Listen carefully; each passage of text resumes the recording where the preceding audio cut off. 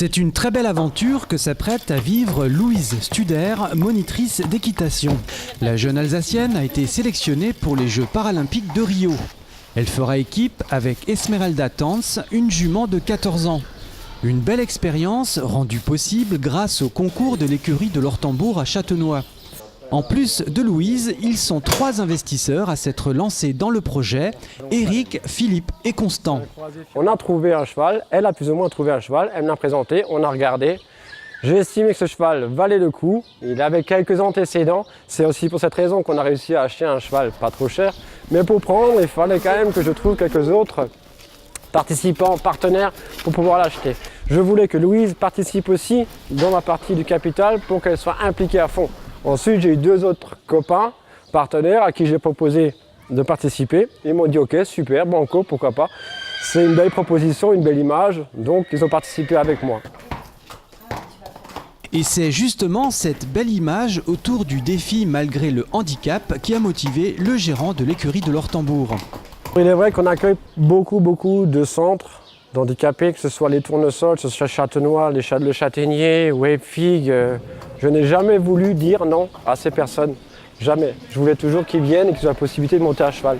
Donc de donner de l'espoir à eux comme à nous. Si un jour on fait un accident de voiture et qu'on est handicapé, on est bien content que quelqu'un s'en occupe. Donc c'était un peu l'objectif. Et cet espoir-là, on a envie de le donner à tout le monde. Voilà, donc c'était aussi pour ça. L'idée première, c'est de donner cet espoir à travers une image, à travers un cheval, à travers une cavalière, à travers nous, à travers l'écurie. Voilà.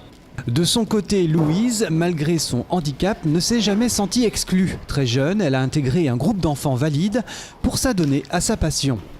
C'est pas un accident, en fait, c'est un handicap de naissance. J'ai fait un arrêt de croissance pendant la grossesse. Et donc, en fait, j'ai des soucis au niveau du dos, j'ai une scoliose importante. Et surtout, j'ai eu un raccourcissement des 2 fémurs avec un côté plus important que l'autre. Donc, ce qui fait que je suis pas très grande et donc j'ai une jambe plus courte que l'autre. En fait, j'ai été rapidement intégrée dans un groupe d'enfants valides. Donc ils m'ont intégrée dans le centre équestre sur les cours avec tout le monde.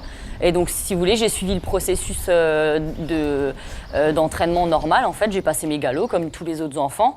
Et voilà. Et donc du coup, j'ai jamais été mise à part ou voilà. J'ai toujours été considérée comme quelqu'un de normal. Cette sélection aux Jeux paralympiques de Rio a nécessité un important travail de préparation et surtout une longue période de rééducation pour la jument, blessée quelques mois après son acquisition. Je reviens de loin avec cette jument-là. Je sais qu'on a eu vraiment beaucoup de galères et je pensais déjà pas arriver à me sélectionner cette année. Donc je suis déjà très contente de pouvoir participer et bien sûr on va donner le meilleur de nous-mêmes et on va faire de notre mieux pour essayer d'attraper les médailles.